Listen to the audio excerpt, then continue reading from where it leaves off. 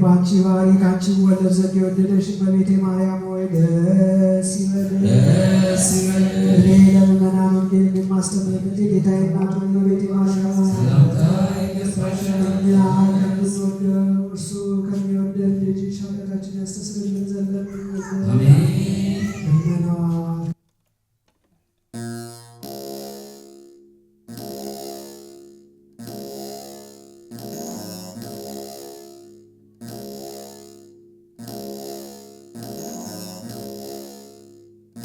ጤና ይስጥልኝ ተመልካቾቼ እንደምሰነበታችሁ። እዚህ በቨርጂኒያ ሪችመንድ አካባቢ በጣም ለቅዱስ ቤተክርስቲያን ትልቅ ዜና ነበረ።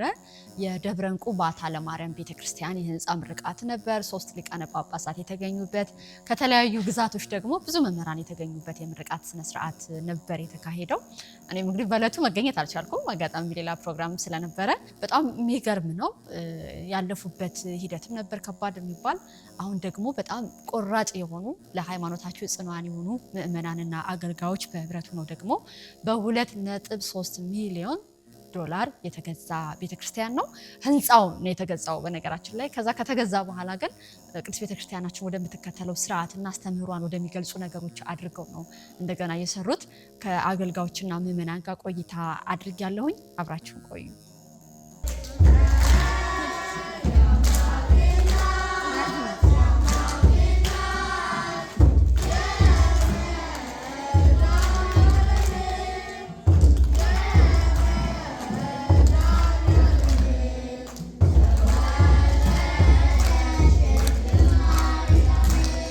ተመልካቾቼ አሁን ደግሞ እንግዲህ ከዚህ ቤተክርስቲያን መስራች ከሚባሉ አባቶች መካከል ከፕሮፌሰር ጋር ነው ያለሁት። ፕሮፌሰር አቤት። አስማረ አታላይ ይባላሉ። እንዴት ነው? ደህና ነው ወይ? እግዚአብሔር ይመስገን። ስላገኙት በጣም ደስ ብሎኛል። እኔም እንደዚሁ። እግዚአብሔር ያክብርልኝ። እንግዲህ ብዙ ትልልቅ ቦታ ላይ የደረሱ የቤተክርስቲያን ልጆች አሉ። ከዛ መካከል አንዱ እንደሆኑ ሰምቻለሁኝ በዚህ አጋጣሚ። እግዚአብሔር ይመስገን። አሁን እንኳን ልጠይቀውት የፈለኩት አሁን ስለምንገኝበት የዕንቁ ልደታ ቤተክርስቲያን ነውና እስኪ ስለ ታሪኳ ይንገሩኝ። እስኪ እሳቸው ከመስራቾቹ አንዱ ናቸው እየተባልኩ ነበረ። አዎ እንግዲህ ቤተክርስቲያናችን የተመሰረተችው 2002 ዓመተ ምህረት ነው። እንግዲህ ብዙ መንገድ ሄደናል ከዛ ከተመሰረተችበት በኋላ። ይኸውም በየቤተክርስቲያናት እየዞርን በብድር በደባልነት ነበር የምንገለገለው እና መጨረሻ ጊዜ የሉተራን ቸርች ኦፍ አወር ሴቪየር የሚሉት ሆል ስትሪት ላይ የነበሩ ያሉ ቤተክርስቲያናት አስገብተውን እዛ እነሱ ጋር እኛ ቅዳሜ እየተገለገልን ማለት ነው። እነሱ እሑድ ጊዜያቸውን ሰዓታቸው ስለሆነ ገለገላሉ እና እንግዲህ ለ8 ዓመት ያዙ። በእውነት እግዚአብሔር ይስጣቸው። በክራይ ማለት ነው አይደል? አረ ክራይም አላስከፈሉንም፣ እንዲሁ በነፃ ነበረ እና ያው ስንጀምር እንግዲህ ከ10 ያነስን ሰዎች ነበርን እዛ ማለት ነው። እዚህ ያሉት 1 4 5 አሉ፣ ሌሎችም የሄዱ ከዚህ አሉ። እንደዛ ነው የጀመርነው። ያው ቤተክርስቲያኗ እንግዲህ እያደገች ስትሄድ እዚህ ደረሰች ማለት ነው። አነሳሳችን ግን በጣም የሚያስፈራ ነበረ። ምክንያቱም በእውነቱ እኔ አንደኛው እንደመስራቹ መሆነ መጠን ይቺ ቤተክርስቲያን አድጋ እዚህ ትደርሳለች ብዬ በምንም አይነት አልሜም አላውቅም ነበር። ምክንያቱም አቅምም የለም ነበር፣ ብዛትም ሰው መመን የለንም ነበር እና እንዴት አድርገን እንደምንሄድ ወደፊትም ያስቸግረን ነበር። ዲያቆናትን፣ ቀሳውስትን ከየቦታው እየሄድን እያመጣን ነው እንግዲህ የጀመርነው ማለት ነው። ከዲሲ ኤሪያ፣ ከሜሪላንድ፣ ኖርዝ ካሮላይና ድረስ እየነዳን እየሄድ ስንሄድ እኛው አምጥተናቸው ደግሞ እንደገና መመለስ አለበት እና ይህንን እያደረግን ነው ታግለን እዚህ የደረሰችው ማለት ነው። እቺ ቤተክርስቲያን ደብረ ዕንቁ። አዎ በፊት ያው ባታ ፍኖተ ሕይወት ባታ ለማርያም ነበር የምትባለው። እንግዲህ ከተመሰረተች ጀምሮ 2006 ገደማ አቡነ አብርሃም መጥተው ቤተ እግዚአብሔርን ስሟን ከበዓታ ለማርያም ወደ ፍኖተ ሕይወት በዓታ ለማርያም አዎ ስም መኖር አለበት የቤተ እግዚአብሔርና ፍኖተ ሕይወት ብሎ ሰየማት ማለት ነው። ከዛ ጊዜ ጀምሮ እንግዲህ ያው አገልግሎታችን እንደቀጠለ ነው። ይሄ እንደው ምንም ትግሉና እንትኑ ኃይለኛ ቢሆን አላቋረጥንም። በእውነቱ ከሆነ በየሳምንቱ 5ም 6ም ሆነን እንገለገላለን እና ወደዚህ ደግሞ እንምጣ እስኪ። አሁን ወደምንገኝበት ደግሞ በጣም ትልቅ ቤተክርስቲያን ለመናገር በካሜራ እንግዲህ ተመልካቾች ያዩታል። ኢትዮጵያ ውስጥ ያለን ነው የሚመስለው። በውጭም ላይ ስፋቱ በጣም ሰፊ ነው። ውስጥም ስገባ እንደውም ደግሞ ወንበሮችን ሳያቸው እንደ ሰው ራሱ ግማሽ ይሆንላቸው ይሆን እያልኩ ነበር። በጣም ብዙ ሰው ነው ራሱ ወንበሩ ብዙ ሆኖ ሰው ብዙ ነበር። ብዙ ሰው አለ በእውነቱ። ይሄ ሀሳብ እንዴት መጣ? ይሄን የሚያክል ቤተክርስቲያን የራስ ማድረግ ከባድ ይመስለኛል። አሜሪካ በጣም ከባድ ነው፣ ግን የሰበካ ጉባኤዎች የነሱ ጥንካሬ ነው እንግዲህ እዚህ ላይ ያመጣን። ምዕመናንን አባታችን በተለይ አባታችን እሳቸው ናቸው ሰውን እየሰበሰቡ እየመከሩ እየገሰጹ ወደፊት እንሄድ እያሉ እንጂ ወደ ኋላ መመለስ የለብንም እያሉ ነው። እሳቸው 2000 መቼ ነው የመጡት? 15 እንደዚህ ገደማ ነው የመጡት እና ከዛን ጊዜ ጀምሮ እስካሁን ድረስ እንግዲህ ወደፊት ነው ስንሄድ የነበረ። ይሄኛውን አሁን ትተነው የመጣ ነው ቤተ እግዚአብሔር እሳቸው ከመጡ በኋላ ነው እንግዲህ ገዝተን አቆየናቸው። ክፍያው ግን እሳቸው እያሉ ነው እንትን ያለው። ይሄ ክፍያ ምንድነው? ከሰው ነው እንግዲህ ከምዕመናን ተበድረን ነው እያንዳንዳችን ይሄን ያህል እሰጣለሁ እያለ ገንዘባችንን ከባንክ አውጥተን ሰጠን።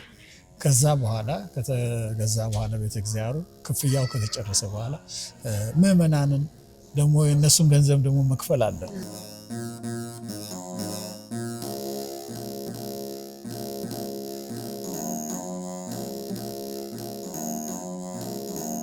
የጠፋው አዳም የፈለገው ባገኘው ጊዜ የተሸከመው እውነተኛ ጠባቂያችን ክርስቶስ ከአንቺ የተወለደ እመቤቴ ማርያም ሆይ ደስ ይበልሽ። እግዚአብሔር በላይኔ ጣላት የሔዋን ጽኑ የሚጎዳ ማሰሪያ ባንቺ የተቆረጠላት እመቤቴ ማርያም ሆይ ደስ ይበልሽ። እግዚአብሔር በብሩህ ደመና ተጭኖ መጥቶ በማኅፀንሽ ያደረ እመቤቴ ማርያም ሆይ ደስ ይበልሽ። በቅዱሳን ነቢያት በቅዱሳን መላእክት አብሮ የሚኖር ከአንቺ ተወልዶ የተገለጸልን እመቤቴ ማርያም ሆይ ደስ ይበልሽ። ከመንፈስ ቅዱስ ጋር የምንሰግድለት ቃል የሚባል እግዚአብሔር በአንቺ ባሕርይ ከአንቺ ይወለድ ዘንድ የወደደሽ እመቤቴ ማርያም ሆይ ደስ ይበልሽ። እኔ ለምእመናን ወንጌል የማስተምርበት የጌታዬ እናቱ እመቤቴ ማርያም ሆይ ደስ ይበልሽ። ከወለድሽ በኋላ ማኅተመ ድንግልናሽ እንዳይለወጥ አድርጎ የጠበቀሽና አማኑኤልን የወለድሽ እመቤቴ ማርያም ሆይ ደስ ይበልሽ። ማኅተመ ድንግልናሽ ሳይለወጥ ቅዱስ ክርስቶስን የወለድሽ እመቤቴ ማርያም ሆይ ሰላምታ ይገባሻል። ማኅተመ ድንግልናሽ ሳይለወጥ ቅዱስ ክርስቶስን የወለድሽ እመቤቴ ማርያም ሆይ ሰላምታ ይገባሻል። መድኃኒታችን በመውለድሽ እናትና አገልጋይ ተብለሻልና እግዚአብሔር ባሕርይሽን ባሕርይ አድርጎ ባለሟልነትን አግኝተሻልና እመቤቴ ማርያም ሰላምታ ይገባሻል። እኛ ከምንወደው እርሱ ከሚወደን ልጅሽ ኃጢአታችንን ያስተሰርይልን ዘንድ ተመልካቾቼ አሁንም ቀጥያለሁኝ። አሁን ደግሞ ከዚሁ ቤተክርስቲያን አገልጋይ ከቀሲስ ብሩክ ጋር ነው ያለሁት። እንግዲህ ቀሲስ ይፍቱኝ ባርኩኝ። እንኳን ደስ አለዎት። እንኳን አብሮ ደስ አለ። ደህና ናችሁ ወይ? እግዚአብሔር ይመስገን። እግዚአብሔር ይመስገን። እንደው በስልክ ስሰማ በጣም ትልቅ ሰው አድርገ ትልቅ ማለት በቁመትና በስጋ ማለት ነው ነበረ። በጣም ገና ወጣት ነው እና ክህነት እዚህ ነው የተቀበሉት? እዚህ አሜሪካ ከኢትዮጵያ ተምረው ነው የመጡት ወይስ እዚህ ተምረው እዚህ ክህነቱ እዚህ ተቀበሉ? አገልግሎት እንዴት ነው በአሜሪካ? ጥሩ ነው እግዚአብሔር ይመስገን። ያው መቼም እንደ ኢትዮጵያ አይሆንም፣ ግን አሁን እንደ ኢትዮጵያ እየሆነ ነው። ምክንያቱም ድሮኛ ስንመጣ ብዙ አገልጋይ ዲያቆናትም ካህናትም አልነበሩም። እዚህ ቤተክርስቲያን በምናገለግልበት ሰዓት እኔና አባ ብቻ ነው የነበርነው። እሳቸው በቅስና እኔ በድቁና ነበር ለረጅም ዓመት ስናገለግል የነበረው። ከዛ በኋላ አንድ ዲያቆን እያለን 2 3 እያለን አሁን ብዙ ደርሰናል። ልክ ዲያቆናቶቹ በዛ ሲሉ ደግሞ ያው እኛም ከፍ ማለት ነበርብንና ወደ ቅስናው መጣን ማለት ነው። እግዚአብሔር ይመስገን። በጣም በጣም ደግሞ የእናንተ ወደዛ መምጣት ዲያቆናቱን ያበዛና ዲያቆናቱ ደግሞ ወደ ቅስና እንዲመጡ እንደዛ የተሸጋሸግን ነው። እየተሸጋሸጋችሁ አንድ ውጭ ሀገር ያው አሜሪካን ላለ አንድ አገልጋይ ቤተክርስቲያን የራስ እንዲኖር ማድረግ ወይም ደግሞ የራሳችሁ ስላላችሁ የሚሰጡት የተለየ ነገር አለ። ከዚህ በፊት እንግዲህ በኪራይ ወይ ከአንዱ ቦታ ወደ አንዱ ቦታ እንደውም አንዳንድ ቦታ ላይ ታቦት ሁሉ በመኪና ይዘን በየሳምንቱ መዞር ነው ስራችን ሲሉም ሰምቻለሁ። እና ከዛ አንፃር ያለው ትርጉም ምንድን ነው? ትርጉሙ በጣም ትልቅ ነው። ምክንያቱም እኛ እንደዛ አይነት ነገር አልገጠመንም። እግዚአብሔር ይመስገን። የሪችመንድ ምዕመናት በጣም ጀግና ናቸው። በጣም ጎበዞች ናቸው። በተባሉበት እኛ ሳንመጣ በፊት በራሳቸው እነሱ ቤተክርስቲያን ገዝተው ብሏል። በቃ ካህንም ዲያቆንም ሳይኖር እነሱ በራሳቸው ህዝቡን አስተባብረው ከራሳቸውም እያወጡ በጉልበታቸው የቀድሞውን ቤተ መቅደስ እንዲያርጉ የሰሩት ራሳቸው ናቸው። ሁሉ ነገር በራሳቸው አድርገው ከዛ በኋላ ነው ካህንና ዲያቆን መፈለግ የጀመሩ ማለት ነው። እና ከዛ እኔና አባ መጣን እዚህ ማለት ነው። እና እኛ አልተቸገርንም። ግን ወንድሞቼ ጓደኞቼ ዲሲ አካባቢ እጄ ሳገለግል ያለውን ውጣ ውረድ ማለት ነው። ምንድነው ውጣ ውረዱ? ለምሳሌ ቅዳሜ ከሆነ አገልግሎታቸው ቤተ መቅደሱን ይሰራሉ። በጠዋት መጥተው ማለት ነው ካህናቱ። እንደውም ካህኑ ላይ ነው ኃላፊነቱ ማለት ነው። ሰሞን ይወርዳል። ከዛ በኋላ ጠዋት ኪዳኑ የጸሎቱን ያከናውናል።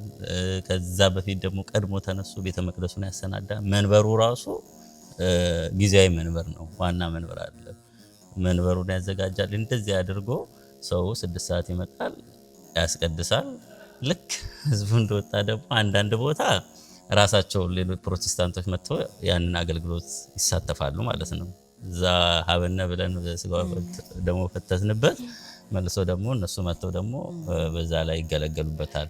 እሱ በጣም የሚከብድ ነገር ነው። በጣም በቃ ያሳቀ ገና እንደመጣሽ ከኢትዮጵያ እንዲያለ ነገር ስታይ በቃ ምን አለ ባላየው ምን አለ ባልመጣው ነው የሚያሳይ። እንለምደዋለን። እዚህ ስንሆን አብረን እየለመድነው እንሄዳለን። አንዱ እሱ ነው ትልቁ ችግር።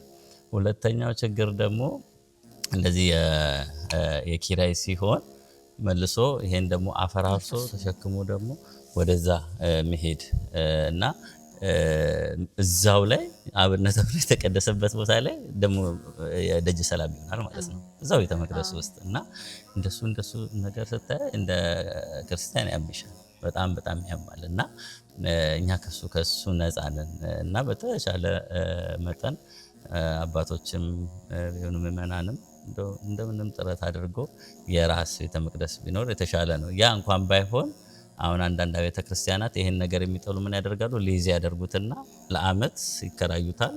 በቃ አመቱ ሙሉ የሚጠቀሙ ኪዳንም ያደርሳሉ፣ የሰርክ ጉባኤም ሁሉንም ነገር ያደርጋሉና እንደዛም ያደርጉ አሉ። ከኪራዩ ግን ይሄኛው የበለጠ የተሻለ ነው። እግዚአብሔር ይመስገን የሚያቀርዛ ወንበሮቹ ያው እንደ ኢትዮጵያ እንዳሉ በተለይ ካቴድራል የምንላቸው አብያተ ክርስቲያናት ላይ እዛ ላይ እንዳሉ ናቸው።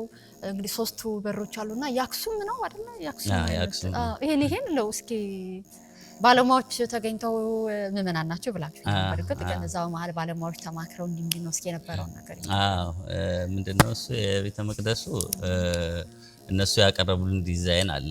የአክሱም ብለው የላሊበላ ብለው እንዲሁ ደግሞ ኖርማል ሌሎች አብያተ ክርስቲያናት እንዳለው አድርገው ዋጋ ሰጡን ማለት ነው። እና እኛ እንትን አደረግነው ኖርማል የሚሰራው እንደውም በዋጋ በጣም ያነሰ ነው እና ኮምፔር አደረግነው።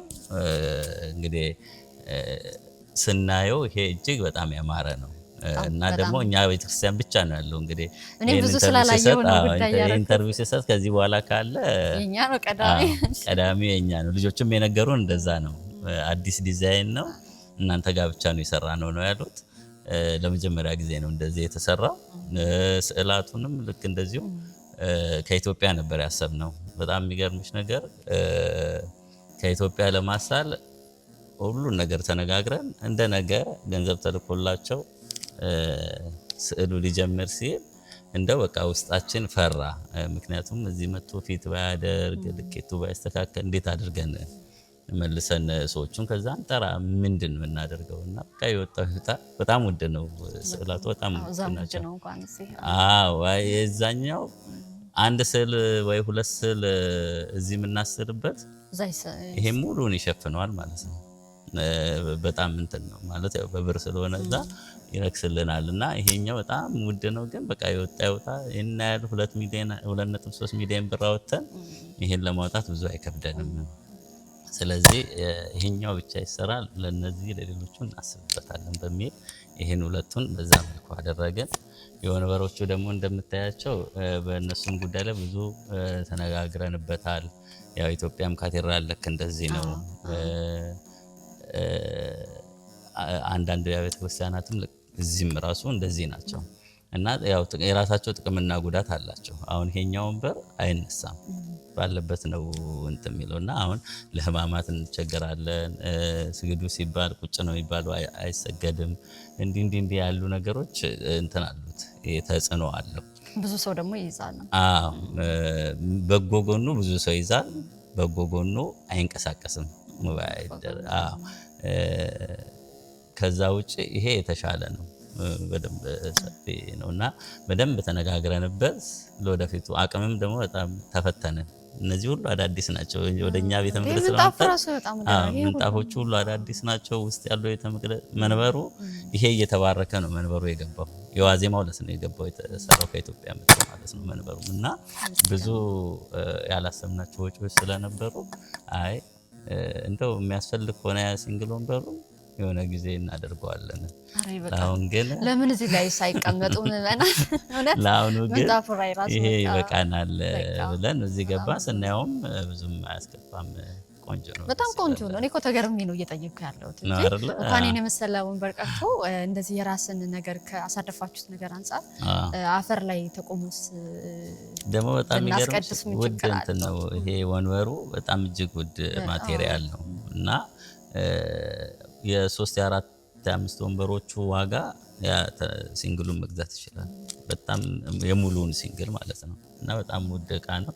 እንደ ቅርስ የምንጠቀመው ብለን ስላሰብን በዚህ ጸንተናል። እንግዲህ ስንት አወጣ ይታወቃል? አጠቃላይ ከሲስ የፊኒሺንግ ስራው እንግዲህ ግዢውና ፊኒሺንጉ ብለን ነው ወይስ ብቻው እንትኑ ግዢው ራሱን የቻለ ነው። አይነገርም 2.3 ነው አይታወቃ። እኔ ባልነግርሽ እዚህ ሀገር ጎግል ላይ ገብተሽ ታገኛለሽ። 2.3 ሚሊዮን ዶላር ማለት ነው የተገዛው። እነዚህ እንትኖቹ እንግዲህ እኛ ልናሰራ አስብ ነው ይሄን ብቻ ነበረ።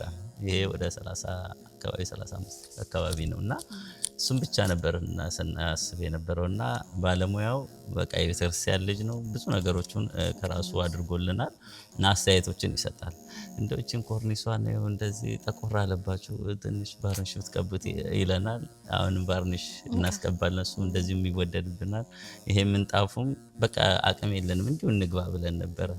እንዲሁ እንግባ ብለን ስናስበው አይ ቀላል እኮ ነው እንደዚህ ብታደርጉ ይለናል። አሁንም ምንጣፉ ሌሎችም ውስጥ ያሉት የቤተልሔሙ ራሱ አዲስ ነው። የዚህ የልብስ ማስቀመጫ አለ እዚህ ወደዚህ በኩል ማለት ነው። እሱም እንደዚሁ በእርግጠኛው ልጆች ናቸው የሰሩት፣ ግን እነዚህ ሳይታሰቡ ያስወጡ ወጪዎች ናቸው። ሌላው እነዚህ የሻማ ማብሪያ እዚህም አለ፣ በዛ በውጭም አለ። እነዚህ ማብራቶች እጅግ በጣም ውድ ማብራቶች ናቸው። አንድ ብቻ 1200 በዛ አካባቢ ነውና እነዛን ጨምሮ አይ ቲንክ ወደ 170 አካባቢ ይሄዳል። ፊኒሺንጉ ብቻ እኛ በ40 እና በ50 እንጨርሳለን ነው ማለት ነው። አጠያይቂ ያው መተካ ነው የሚመስለው። አጠያይቂ መተካ ያው እንደምታውቂው እዚህ ሀገር አለ እንትኑ ዋጋው ሁሉም ነገር ስለተደረሰ ምንም ደግሞ አንቺ ቤተክርስቲያን ልጅ ነሽ። ሰዎችም ደግሞ ይሄ እኮ ኢንተርቪው የምናደርገው ለማስተዋወቅም ነው። ፕላስ ደግሞ የሚማሩት ነገር ካለ እንዲማሩበት እንዲያዩት ከልምድም ሼር ከማድረግ አንጻር ስለሆነ ምንም ችግር የለውም። ሚስጥር አላወጣም። እሺ እግዚአብሔር ያክብርልኝ። በጣም ነው የማመሰግነው።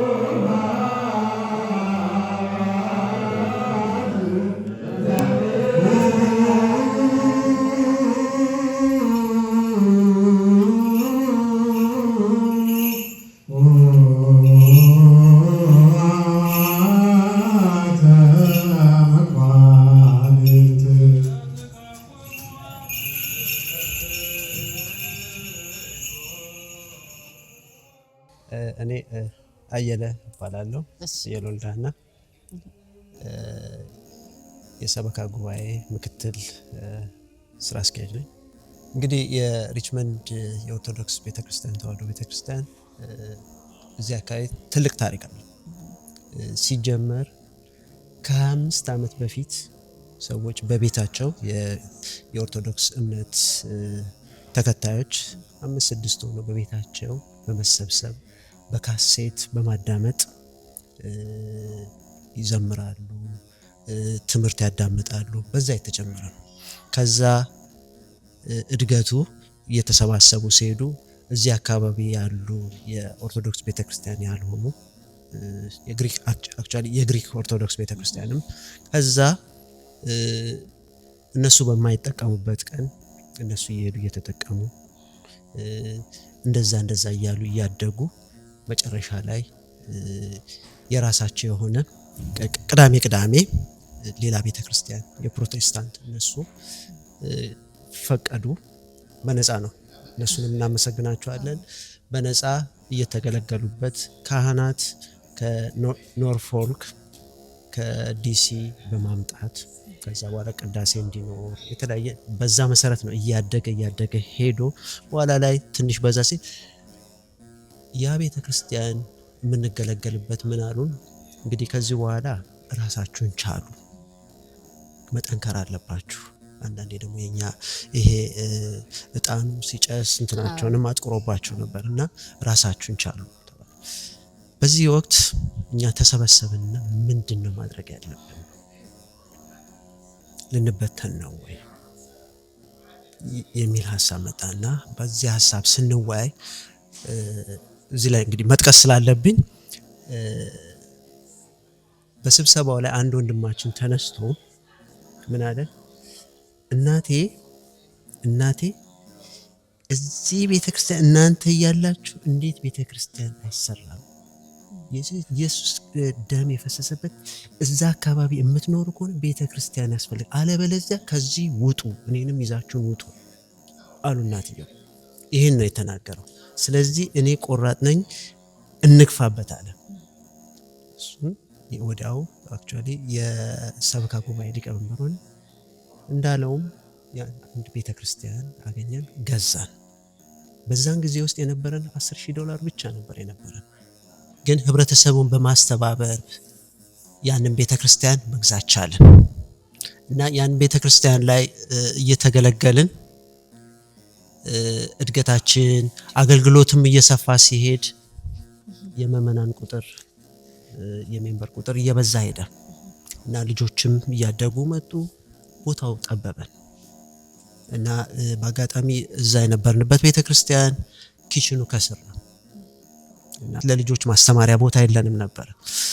ስለዚህ ይሄን እንዴት አድርገን እንቀርፋለን የሚለውን ተወያየንበት። ከህዝባችንም ጋር ተወያየን። ሁሉም በሙሉ ድምጽ አዲስ ቤተክርስቲያን መግዛት አለብን የሚል ወሰነ። ይሄንን ወስኖ ነው እንግዲህ ወደዚህኛው ቤተክርስቲያን እንደ እግዚአብሔር ፍቃድ ይሄንን ስንገዛ ብዙ ውጣ ውረዶች ነበሩ፣ ከባንክ ጋር ከተለያየ ነገር። መጨረሻ ላይ እግዚአብሔር የፈቀደው እኔ ብሩክ ሀብታም እባላለሁ። አሁን የሰንበት ትምህርት ቤቱ ዋና ሰብሳቢ ነኝ። ቅድም ቅዳሴ ላይም ከቅዳሴ በኋላ እነ ቀሲስ ብሩክ ሲያነሱ ቤተክርስቲያን አሜሪካ ላይ ለልጆች ነው ሲሉ ነበርና በአገልግሎትም ሳይ ህፃናት ዲያቆናት አሉ፣ መዘምራንም አሉ። እንደውም ተከፋፍለው በየደረጃው የተለያዩ መዘምራን ነው ሳይ ነበርውና እስኪ ስለ አገልግሎቱ ንገረኝ አንተ ደግሞ። እሺ፣ አገልግሎቱ ያው የጠነከረ ነው። ያው እንዳልሽው አሁን ብዙ ልጆች አሉ። እዚህ ቤተክርስቲያን የመጣ ነው ዋናው ለዛ ነው እና ያው ሰበካ ጉባኤውም የኛም ሰንበት ትምህርት ቤት በአላማ በእቅድ በደንብ ልጆች ላይ ለመስራት ነው የተነሳሳ ነው። እንዲሁም ደግሞ በዚህ የሚያግዙን መርጌታም ስላሉን እሳቸውም በደንብ ልጆቹን የአብነት ትምህርት ቤት በደንብ ልጆቹን በዲቁና መማር ያለባቸውን በዲቁና ለማስተማር እኛም ደግሞ በሳመር ላይ ሁሌም እናደርጋለን። አሁን በሳመር ላይ ብዙ ፕሮግራሞች ይኖሩናል። የሃሁ ፕሮግራም ይኖራል። እንደገና ደግሞ ልጆቹን የማስተማር አማርኛ በደንብ ከሃ አልፈውም ሁለተኛ ደረጃ ሶስተኛ እየተባለ ከአባታችን ጋር በደንብ ይማራሉና ያንን በሰፊው እዚህ ደግሞ አሁን ሁሉም ክላስ ስላለ በፊት እዛ የሚያስቸግረን ሁሉም በአንድ ቦታ ነበር የሚማረው። አሁን ሁሉንም በክፍል ከፋፍለን ያብነት የሚማረውን ያብነት ሌላ የሚማሩትን እንደዛ ለማድረግ ነው። እንደገና ደግሞ በአማርኛ የማይችሉ አሁን ቅድም ከያሻቸው የሚዘምሩት መካከለኛ እድሜ ላይ ያሉት ብዙ ጊዜ አማርኛ አይሰሙም። ይሰማሉ አማርኛ ግን እንግሊዘኛ ነው የሚያወሩት። እነሱንም ቁጥራቸውን በጣም የበዛ ነው። አብሶ በእህቶች ላይ ያለው በወንዶቹ ላይም ብዙ ለመስራት እቅዳለን እና እሱን ያለው ግን ይሄ እንደዚህ ቤተክርስቲያን የራሳችን ኖረን እንደዚህ ለልጆቻችን ቢለው ምንድነው ከጀርባው ያለው ገፊ ነገር ምንድነው የሚያስጨንቃችሁ ነገር? የሚያስጨንቀን ይገርምሻል። አሁን ምንድነው ካጀማመራችንም በመጀመሪያ ስንጀምርም እዛ ሌላ ሆል ስትሪት አሁን ቀደም ያለው በሉትራን ቤተክርስቲያን ስንጠቀም እዛም ያየነው ችግር ምንድነው ፓስተሩ ሪታየር አደረገ ማለት ነው። ሪታየር ሲያደርግ ከሌላ ቦታ አምጥተው የሚተካ ትውልድ የላቸውም ነበር። ከዛ ለቀቅን። ሁለተኛ ቤተክርስቲያን ስንገዛ የሚወስደው ቤተክርስቲያን ስለሌለ የሰውን ቤተክርስቲያን ገዛን። እዚህም ስንመጣ እንደዛ። ስለዚህ አሁን የኛ ፍራቻ ምንድነው ለኛም ትውልድ የሚተኩትን ካላዘጋጀን በኋላ የሚረከቡትን እሱ ላይ ካልሰራን ወዴት ነው የምንሄደው የሚለው ነውና ሁሌ ከኢትዮጵያ አባቶች ሁሌ ከኢትዮጵያ ማምጣት አትችልም እና እዚህ ያሉት ደግሞ ተተክተው እንደገና ደግሞ እዚህ ያሉትም አስተማሪ ሆነው በቤተክርስቲያኑ እንዲረከቡ ነው። እሱ ነው ልጆች ላይ እንስራ የሚባለው። አንደኛ ደግሞ ልጆቹ በተለያየ ነገር እየተጠለፉ ነው። ውጭ ያለው ኢንፍሉዌንስ በጣም ከባድ ስለሆነ ከውስጥ በእግዚአብሔር ቃል አልነጽናቸው የውጭ መከላከል አንችልም እና ለዛ ነው ልጆች ላይ ነው የሚባለውና የሚገርምሽ በእንኳን ልጆች ያላችሁ ሳይሆን ልጆች የሌላቸው ልጆች ጨርሰው ያሳደጉትም በሱ ልጆች ላይ መስራት አለብን ብለው እንደውም ብዙም በልጆች ላይ የሚሰሩት ልጆች ያሳደጉ ወይ ልጆች የሌላቸውም ናቸውና እሱ ነው ዋና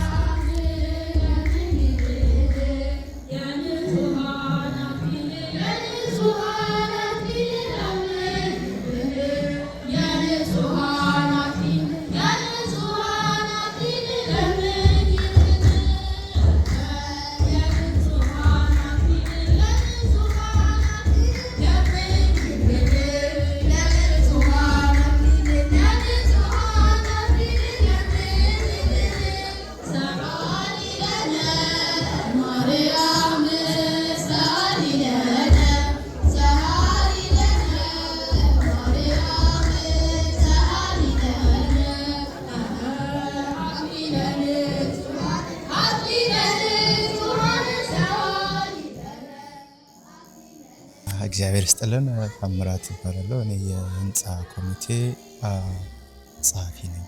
ያው ኢትዮጵያ ህንጻ ኮሚቴ ሲባል ሚስማር መግዛት አለ፣ ቆርቆሮ መግዛት አለ፣ ማስቆፈር አለ።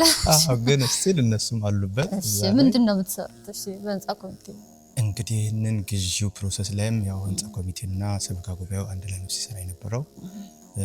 የሆነ እንትን ዲሳይድ ለማድረግም ቁጭ ብለን ብዙ የትኛው ይሻላል ምንድነው የሚለውን ዲሳይድ ለማድረግ አንድ ላይ ነው ህንጻ ኮሚቴ ጋር። ለብቻ አይደለም ሰበካ ጉባኤው እየሰራ ያለው። ያው ለብቻ ሰበካ ጉባኤው የሚሰራው ነገር ቢኖርም ግን ህንጻ ኮሚቴው በቴክኒካል ነገሩ ሳይድ ያለውን ነገር ከተለያየ እንትን ዲፓርትመንት ነው የተመረጠው ህንጻ ኮሚቴውና በተለያየ አንግል ያዩትና ይሄ ይሻላል የሚል በዛ መንገድ ነው የተቋቋመ መጀመሪያም ህንጻ ኮሚቴው።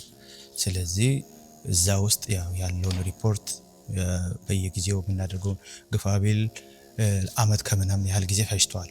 ይሄንን ለመግዛት ሲፈለግ ለኛ የሚመጥነውን ስናይ እና ገበያው ደግሞ የተለያየ ነገር ያጋጥማል። በዛ መሃል ላይ ብዙ የተለያየ አንግል እየታየ ነበርና ያንን ሪፖርት ማቅረብ ሄዶ ማየት በሚል ነው የሥራ ድርሻችን የነበረው። ግን ከሞላ ጎደል ደግሞ በሙሉ ያለው ነገር አንስተዋል። እኔም ደግሞ በወክሌ እንግዲህ ድርሻዬን ልጣል ብዬ ነው እዛ ጋር የተጠጋሁትና ብዙ የነሱን ያህል እንትኑ የለኝም። እሺ ግን ህንጻውን መግዛት ይሻላል መስራት ይሻላል? አሁን እሱ ከበድ ያለ ጥያቄ ነው። ምክንያቱም ማለት ነው ኢትዮጵያ ሆናችሁ ሰርቶ መግባት ይሻላል ወይ? ሂደቱን ስንሰማ አስቸጋሪ ነበር ሲባል ነበር። በጣም ትክክል። አሁን እሱ ከባድ የሚሆነው ምንድነው 3-4 ከባድ ነገሮች አሉ። ከሱ የትኛው ይሻላል በሚል ነው እንጂ መስራትም በጣም ቆንጆ ነገር ነው እኛ በመንፈልገው አይነት መስራት። ግን ገንዘቡ፣ ጊዜው አባላቱ ደግሞ እየጨመሩ ያለን ቤተክርስቲያን አቅሙ ካፓሲቲ እንትኑ መጠኑ ትንሽ ነው የሚይዘውና ልጆቹ ላይ ፎከስ አልተደረገም። ምክንያቱም ለነሱ ቦታ የላቸውም። እንትኑ ሰርቪሱ ይደረጋል የቸርቹ ፕሮግራም ግን ልጆቹንስ ጊዜው እየሄደ ነው። ልጆችስ ወደ ኋላ መመለስ አይቻልም። ስለዚህ ጊዜው ይሄዳል። አዲስ እንስራ ብንል 5 ዓመት እሱም ታስቧል። ያልቀረበ ሐሳብ የለም። ከምእመኑም ተሰጥቶ ከኮሚቴውም የተለያየ ሐሳብ ይመጣል። ግን ጊዜው ነው ዋናው። ልጆች እያመለጡ ነው፣ እያደጉ ነው፣ እየሄዱ ነው። ስለዚህ ያንን መመለስ ስለማይቻል ሮጦ የትኛው ይሻላል በሚል ነው። ይሄም ቢሆን እንደ ኢትዮጵያ በጣም አሪፍ ሆኖ አይደለም። ስለዚህ ያለን አማራጭ የለንም። ያንን የተቀበልነው። ስለዚህ ደግሞ እግዚአብሔር ይሄ ይሆናቸዋል ብሎ የሰጠንን አመስግነን መቀበል ነው ያለብን እና እግዚአብሔር ይመስገን። አሜን። በጣም ማመሰግነው። እግዚአብሔር ይስጥልኝ። እንግዲህ መልካም የአገልግሎት ዘመን ይሁንላችሁ። አሜን።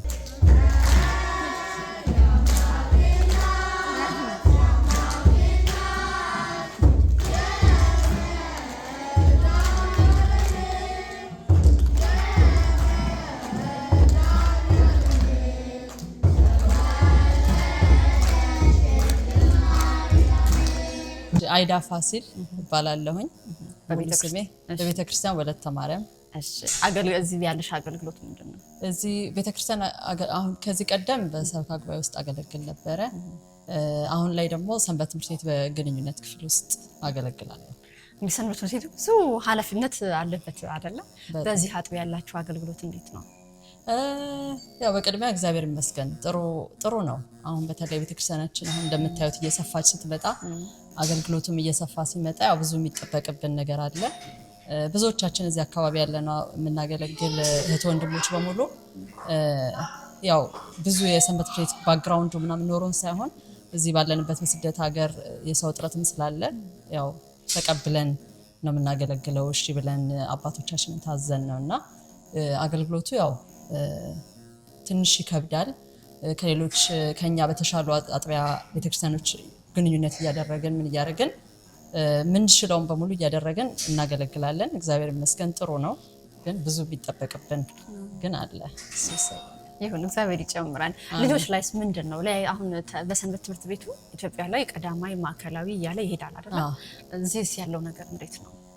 እዚህ በእኛ አጥቢያም አሁን በጣም ጥሩ ወንድም እህቶች አሉ። በተለይ በደንብ ጥሩ የሆነ ባክግራውንድ ያላቸው የቤተክርስቲያን አገልግሎት ላይ የሰሩ እህት ወንድሞች ህፃናት ክፍልንም በደንብ አድርገው የያዙ አሉ።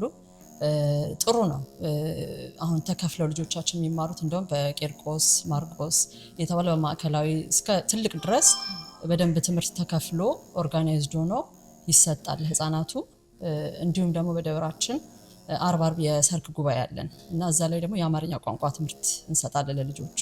ያው በምንችለው እኛ ባለነው እህቶች ወንድሞች ተሰባስበን የአማርኛ ቋንቋ ትምህርት እንሰጣቸዋለን። እንደገና ደግሞ እዚሁ እሁድ ቤተክርስቲያናችን ደግሞ ከቆረቡ በኋላ ወዲያውኑ በየክላስ ምድባቸው ተመድበው ተከታታይ የሆነ የመጽሐፍ ቅዱስ ትምህርት እንዲሁም አሁን ካሪኩለም እየቀረጸን እያለን ይሄንን አሁን ይሄ የመጣንበት ዋናው እዚህ ቤተክርስቲያን እግዚአብሔር ፈቅዶ ስንመጣ ዋናው ትልቁ ለልጆች ነው እንትን የተባለውና ሚመች ነው ክፍል አለ። በጣም ችግር ነበረብን በጣም በልጆች በተለይ በጣም እና ሁሉም የምታየው ቤተክርስቲያኑ አባላት አባቶቻችን እንዳለ በቃ የልጆቹ ነገር አስጨንቆ የልጆቹ ነገር በጣም ስላሳሰበን ነው ይሄው መቤት ፈቅዳ እዚህ ቤት ገብተናል። እንግዲህ በጣም ብዙ የሚጠበቅብን ነገር አለ። በተለይ በህፃናት ልጆች ላይ የሚሰሩ ብዙ የታቀዱ እቅዶችም አሉ እና እንደ እግዚአብሔር ፈቃድ እንደሚታይ ነገር ደግሞ ሰርተን እናሳያለን ብለን ተስፋ እናደርጋለን።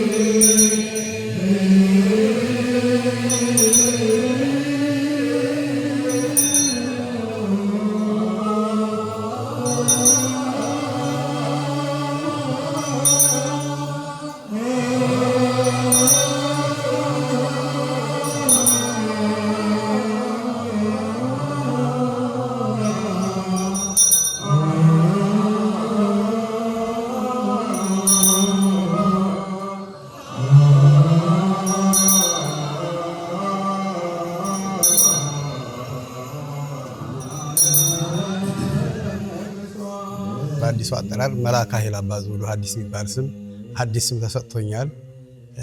ይሄ ነው ስሜ። እንኳን ደስ አለዎት። እንኳን አብሮ ደስ አለን። ስምም ለአዲሱ ቤተክርስቲያኑ ማለት ነው።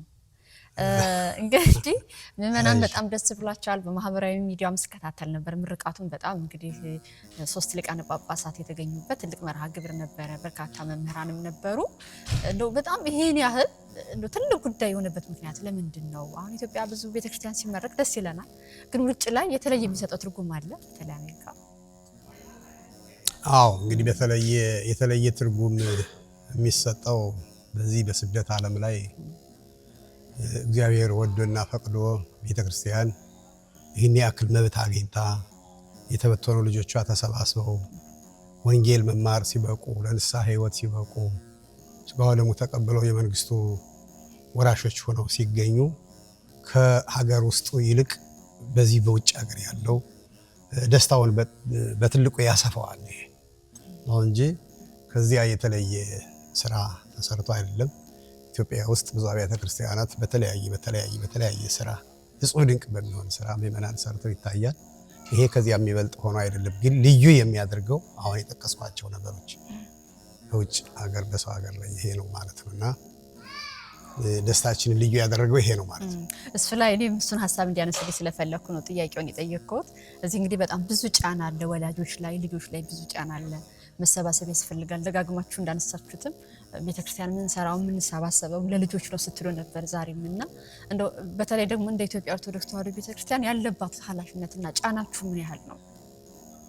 ሰው መጠበቅ ላይ ምዕመናንን ማበርታት ጫናው ትልቅ ነው፣ ኃላፊነቱ ትልቅ ነው እና ይህንን ትልቅ ኃላፊነት ለመወጣት በውጭም ሆነ በውስጥ ቤተክርስቲያን ዳር ደንበር ሀገር ወሰን ስለማይበግራት ቤተክርስቲያን ይህንን ሁሉ ለመወጣት ኃላፊነት ያለባት መሆኑን ከኢትዮጵያ ወደዚህ መጥታ ይኸው ብፁዓን አበው ሊቃነ ጳጳሳት ተገኝተው መምህራን ተገኝተው ሕፃናቶችን ወላጆችን በማሰባሰብ ያስተምራሉ፣ ለቤተክርስቲያን አገልግሎት ያበቃሉ።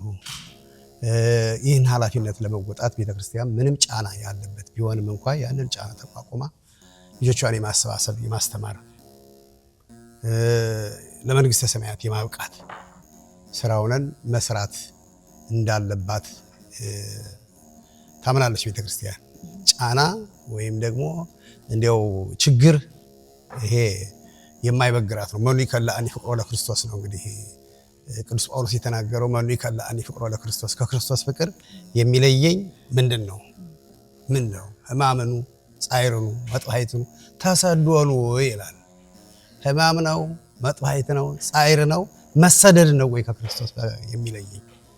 ከክርስቶስ ፍቅር የሚለየኝ መሰደድ ነው ብሎ ያን የተናገረው መነሻ በማድረግ ምንም በስደት ሀገር ቢሆን ከክርስቶስ ፍቅር ማንም አይለየኝም ያለውን በመያዝ ምዕመናንን ወደ ክርስቶስ ፍቅር ማምጣት፣ ሕፃናቱንን አስተምሮ በክርስቶስ ፍቅር እንዲያድጉ የማድረግ ሰው በክርስቶስ ፍቅር ካደገ ደግሞ ፍቅረ ቢጽም አለው ከመካከሉ። በክርስቶስ ያደገ ከመካከሉ ላይ ፍቅረ ቢጽ፣ የወንድም ፍቅር፣ የእህት ፍቅር፣ የሀገር ፍቅር፣ የቤተክርስቲያን ፍቅር፣ ይህን የመሳሰሉት ሁሉ የሚገኝ በዚህ ቦታ ላይ ስለሆነ ይሄን ሁሉ ተቋቁሞ ልጆችን ለዚህ ማብቃት ቤተክርስቲያን ግዴታ አለባት ማለት ነው።